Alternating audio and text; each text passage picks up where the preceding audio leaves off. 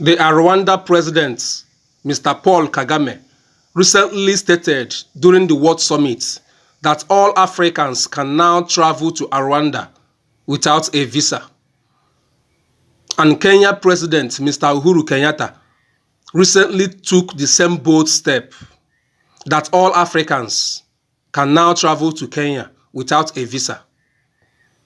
All Africans are now waking up together, knowing that these artificial boundaries that was brought to Africa by the West is not favoring us. They made us to see ourselves as strangers and enemies among ourselves. How can you prove it that somebody, an African, will be traveling within African territory, within African continent, and he will be seen and received as a foreigner?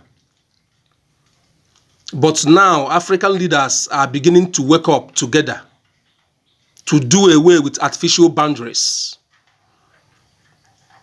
This is the dream of the past African heroes. This is the dream of Mohammed Gaddafi. This is the dream of Kwame Nkrumah. This is the dream of Thomas Sankara. This is the dream of Mandela and others. This is a very welcome development, because in Europe, if you are an European citizen, you can travel the whole of European countries without a visa.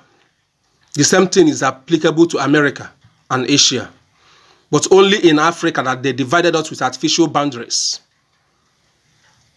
But today, those artificial boundaries has expired. I thereby urge the rest of African countries and leaders, especially Nigeria, to grant the entire Africa visa-free entry to Nigeria, and also South Africa.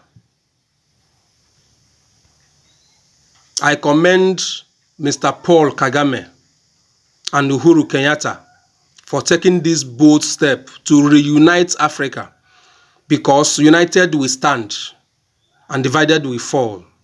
Unity is strength. Africa will rise again.